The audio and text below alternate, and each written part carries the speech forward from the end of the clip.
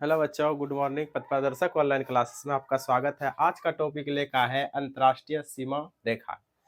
यह क्वेश्चन यहाँ से बहुत इंपॉर्टेंट बनते हैं। आप देख लीजिए, क्वेश्चन बिहार पुलिस में भी पूछा जाता है इससे क्वेश्चन, ठीक है ना। तो यह क्वेश्चन आप किसी भी क्विज प्रतियोगिता में जाते हैं या कम्पिटिटिव एग्जाम की तैयारी करते हैं तो यह क्वेश्चन उस दृष्टिकोण से बहुत ही इंपॉर्टेंट है कि दो देशों के बीच जो सीमा रेखा होती है, दो संप्रभुत्व देशों के बीच जो सीमा रेखा होती है उसे हम ही अंतर्राष्ट्रीय सीमा रेखा कहते हैं। तो हम इसे याद करेंगे, कुछ इसे शानदार ट्रिक्स के साथ याद करेंगे जिससे आप इसे भूल नहीं पाएंगे। तो आशा करते हैं कि आप हमारे साथ पूरी शिद्दत के साथ और ध्यान पूर्वक और धैर्य पूर्वक जुड़े रहेंगे।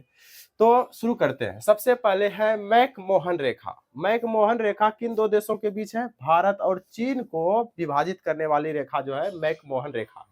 यानी भारत और चीन के जो बीच की सीमा रेखा है उसका नाम है मैकमोहन। इसको इसको 1914 ईस्वी में मैकमोहन नाम के जो व्यक्ति थे, उसे मैकमोहन भी कहते हैं, मैकमोहन भी कहते हैं, उसके द्वारा खींचा गया था। तो मैकमोहन रेखा भारत और चीन के बीच है। इसको कैसे याद रखेंगे? तो देखिए, मोहन नाम का व्यक्ति चीन जाता है। मोहन नाम का व्यक्ति कहाँ जाता है? चीन जाता है। आप बताइए, चीन तो चला गया, लेकिन अब कोई व्यक्ति अगर भारत से उसको गरजेगा कि मोहन मोहन, लेकिन वो सुन पाएगा? नहीं सुन पाएगा। किससे किसमें गरजेगा? ऐसे गरजेगा तो नहीं सुन पाएगा। हाँ, लेकिन माइक में गरजेंगे तो सुन लेगा। तो मोहन नाम का लड़का गया था, कहाँ? चीन गया था। उसको माइक में गरजेंगे तभी सुनेगा। तो माइक है, माइक, माइक से माइक मानिए। तो माइक में गरजेंगे, किसको गरजेंगे? मोहन को। तो मैकमोहन आज गया था चीन, तो मैकमोहन, भारत चीन के बीच कौन सी रेखा है? मैकमोहन रेखा, जो 1914 में मैकमोहन नामक व्यक्ति द्वारा खींचा गया था। ठीक। अब देखिए, रेड क्लिप रेखा जो है, रेड क्लिप रेखा भारत और पाकिस्तान, जिसे हम पाक भी कहते हैं, भारत और पाकिस्तान के बीच कौन सी रेखा है? रेड क्लिप रेखा। रेड क्लिप, रेड मतलब क्या होता है? लाल होता है। लाल किसका निशान होता है? खतरा का निशान होता है, खतरा। अब बताइए, भारत किसके लिए खतरा है? पाकिस्तान के लिए खतरा है। चीन के लिए तो उतना खतरा नहीं है, क्योंकि चीन भारत से थोड़ा अधिक विकसित है। तो पाकिस्तान के लिए खतरा है। भारत किसके लिए खतरा है? पाकिस्तान के लिए। अब खतरा का निशान लाल होता है, लाल का इंग्लिश में रेड बोलते हैं। तो रेड क्लिप रेखा किसके बीच है? भारत और पाकिस्तान। आपको इसी तरह से पूछ सकता है कि रेड क्लिप रेखा किन दो देशों को अलग करती है? तो भारत और पाकिस्तान को। यह 15 अगस्त 1947 को जब भारत आजाद हुआ था, उस समय अंग्रेज अधिकारी थे, रेड क्लिप नाम के अंग्रेज अधिकारी थे, उन्होंने ही इस रेखा का निर्धारण किया गया था। अब देखिए, डूरंड रेखा है। डूरंड रेखा पाकिस्तान और अफगानिस्तान। तो पाक अफगानिस्तान है, तो पाक को ही पाकिस्तान बोलते हैं। पाकिस्तान और अफगानिस्तान के बीच की जो रेखा है उसको डूरंड रेखा कहते हैं। यह रेखा पहले भारत और अफगानिस्तान के बीच थी, लेकिन अब यह पाकिस्तान और अफगानिस्तान के बीच बची। तो डूरंड रेखा किन दो देशों को अलग करते हैं? पाक और अफगानिस्तान। इस रेखा का निर्धारण 1893 ईस्वी में मोतीगढ़ डूरंड द्वारा किया गया था। यह भी एक भारत सरकार, भारत ब्रिटिश जो सरकार थी उस समय, भारत जो गुलाम थे ब्रिटिश के, उसके जो अधिकारी थे, उसके अधिकारी कौन थे? मोतीगढ़ डूरंड, उसके द्वारा इस रेखा का निर्धारण 1893 ईस्वी में हुआ था। तो इसको कैसे रखेंगे? तो डूरंड से याद रखिए, दूर। दूर किसको रहना चाहिए? तो पाकिस्तान और अफगानिस्तान को किससे दूर रहना चाहिए? भारत से हमेशा किसको दूर रहना चाहिए? पाकिस्तान अफगानिस्तान को। तो पाकिस्तान अफगानिस्तान के बीच की रेखा को कौन सी रेखा कहते हैं? डूरंड। इस तरह से याद रख लेंगे। तो पूछेगा, डूरंड रेखा किन दो देशों को विभाजित करती है? पाकिस्तान और अफगानिस्तान को अलग अलग करती है। अब देखिए, हिडन वर्ग लाइन, हिडन वर्ग रेखा भी कहते हैं इसे। हिडन वर्ग लाइन जर्मनी और पोलैंड के बीच है। तो हिडन का अर्थ क्या होता है? हिडन का अर्थ होता है छिपाना। हिडन, ये छिपाना को इंग्लिश में हिडन कहते हैं, हाई हिडन। तो हिडन का अर्थ क्या होता है? छिपाना। अब बताइए, छिपाना। और देखिए, इसमें जर्मनी, जर्मनी में क्या आता है? अंतिम में मनी आता है। और इसमें क्या आता है? लैंड आता है। पोलैंड में अंत में क्या आता है? लैंड। अब बताइए, मनी जो होती है कहाँ छिपाते हैं? पुराने समय में लैंड के नीचे छुपाते थे, धरती के नीचे छुपाते थे। पुराने समय में मनी सब, पैसा सब धरती के अंदर छुपाते थे। तो छुपाते थे, छुपाना को हिडन बोलते हैं। तो हिडन, हिडन वर्ग रेखा जर्मनी और पोलैंड के बीच है। इसको कैसे याद रखेंगे? तो हिडन मतलब छुपाना, क्या छुपाते थे? मनी छुपाते थे। कहाँ छुपाते थे? धरती के अंदर। तो मनी छुपाते थे तो जर्मनी, और धरती के अंदर छुपाते थे, अंदर लैंड के नीचे छुपाते थे पोलैंड, याद रख लेंगे। तो हिडनबर्ग लाइन जो है किस दो देशों के बीच है? तो जर्मनी और पोलैंड के बीच है। ठीक, यह प्रथम विश्व युद्ध के समय खींचा गया था, यानी प्रथम विश्व युद्ध जब विश्व में चल रहा था तो उस समय यह रेखा का निर्धारण किया गया था। अब देखिए ओडरनेस रेखा, ओडरनेस रेखा जो है पूर्वी जर्मनी और पोलैंड के बीच है, पूर्वी जर्मनी और पोलैंड के बीच है। इसको कैसे याद रखेंगे? तो ऑर्डर का आप ऑर्डर मानिए, किसी चीज का ऑर्डर करते हैं, कोई वस्तु का ऑर्डर करते हैं, तो आप क्या करते हैं? पहले देखते हैं कि हमारे पास मनी कितना है। मनी देखते हैं ना, कि उस समय कोई चीज मान लिया ऑर्डर की है, तो आप देखते हैं कि मनी कितना है। पहले क्या करते हैं? मनी देखते हैं, पहले को पूर्व कहते हैं। तो पहले यानी पूर्व मनी देखते हैं, तो पूर्व, और मनी देखते हैं तो जर्मनी, और देखते हैं तो मनी कहाँ पे देखते हैं? धरती के अंदर ना छिपा के रखे थे, तो लैंड के नीचे छिपा के रखे थे, तो लैंड खोदेंगे, पहले देखेंगे कि मनी कितना है, तब ना ऑर्डर करेंगे। तो ऑर्डर करने के लिए क्या करेंगे? मनी को पहले देखना होगा, तो पहले को मनी को पूर्व देखना होगा, पूर्वी जर्मनी, और कहां से? धरती के अंदर से देखना होगा, तो पोलैंड, लैंड के नीचे से देखना होगा, पोलैंड। इस तरह से याद रखेंगे। ऑर्डरनेस रेखा का किन दो देशों को विभाजित करती है? तो पोलैंड और पूर्वी जर्मनी और पोलैंड के बीच ऑर्डरनेस रेखा। इसका समय का निर्धारण पता नहीं चला। तो देखिए मेडिसिन रेखा जो है, जिसे हम 49वीं समानांतर रेखा कहते हैं, मेडिसिन रेखा या 49वीं समानांतर रेखा जो है अमेरिका और कनाडा के बीच है। पूछेगा अमेरिका और कनाडा के बीच कौन सी रेखा है? तो मेडिसिन रेखा या 49वीं समानांतर रेखा उसी को बोलते हैं। तो मेडिसिन रेखा, अब देखिए मेडिसिन किसको कहते हैं? मेडिसिन दवाई को कहते हैं। अब देखिए किसी व्यक्ति का, यानी कि अमेरिका से कैसे याद रखें? अमेरिका को आप अमीर व्यक्ति मानिए, अमेरिका में अमीर लोग रहते हैं। और कनाडा को मान लीजिए कान। अब किसी व्यक्ति का कान खराब हो गया तो क्या करेगा? किसी अमीर व्यक्ति का, अमेरिका क्या खराब हो गया? कान खराब हो गया, तो क्या करेगा? मेडिसिन लेगा।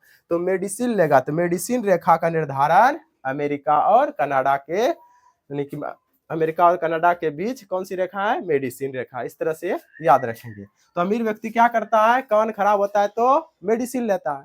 तो अमीर व्यक्ति अमेरिका, कान खराब होता है कनाडा, तो मेडिसिन लेता है। तो मेडिसिन रेखा या 49वीं समानांतर रेखा, इसी का दूसरा नाम है अमेरिका और कनाडा के बीच है। अब देखिए मैगी नाट रेखा जो है जर्मनी और फ्रांस के बीच है। तो मैगी नाट, अब देखिए मैगी है, तो मैगी नाट रेखा किन दो देशों के बीच है? जर्मनी और फ्रांस के बीच। इसको कैसे याद रखेंगे? तो मैगी जो आता है किससे आता है? मैगी आता है पैसा से, मनी से आता है। तो जर्मनी, मैगी समझते हैं ना, खाने वाला जो मैगी होता है, तो मैगी जो होता है पैसा से आता है, यानी मनी से आता है, तो जर्मनी। और मनी से आता है और खा लेते हैं खूब व्यक्ति, मान लीजिए मैगी खाइएगा, तो मैगी खाइएगा तो एक दिन बीमार हो जाइएगा, फंस जाइएगा मैगी के चक्कर में आप, यानी कि मैगी के चक्कर में अगर फंस गए तो आप बीमार हो जाइएगा। तो फंस गए यानी फ्रांस, तो मनी भी लगा और बीमार हो गया, तो फंस गए बीमारी के चक्कर में। तो मैगी खाने से क्या आता है? जर्मनी और फ्रांस के बीच जो है कौन सी रेखा है? मैगीनाट रेखा। तो मैगीनाट रेखा किन दो देशों के बीच है? जर्मनी और फ्रांस के बीच। इस तरह से याद रखेंगे। मैगी खाने से आदमी क्या होता है? बार बार खाने से बीमार हो जाता है, फंस जाता है। मैगीनाट रेखा का निर्धारण, तो मैगीनाट रेखा के निर्धारण जो किन दो देशों के बीच की है? जर्मनी और फ्रांस के बीच की गई, जर्मनी और फ्रांस।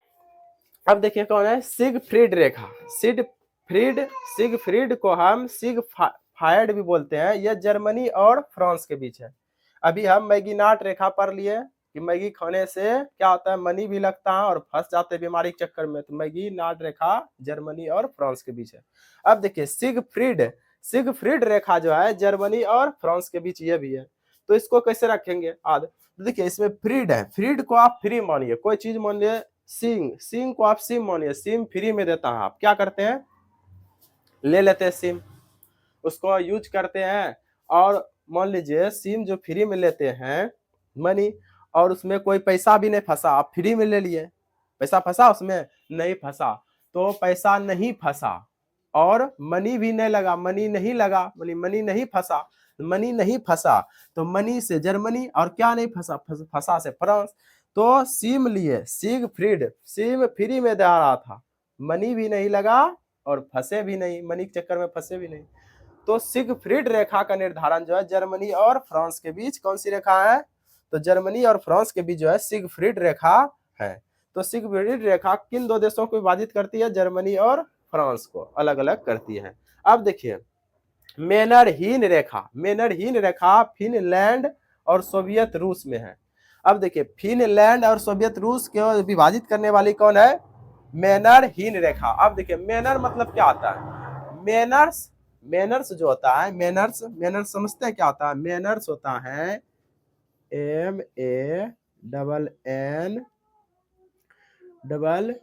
MENNERS, मेनर्स का अर्थ होता है शिष्टाचार, शिष्टाचार, शिष्टाचार होता है। मेनर्स का अर्थ क्या होता है, शिष्टाचार। शिष्टाचार जो होते हैं क्या, अच्छे चरित्र हुआ, शिष्टाचार ना, आदर की भावना हुआ।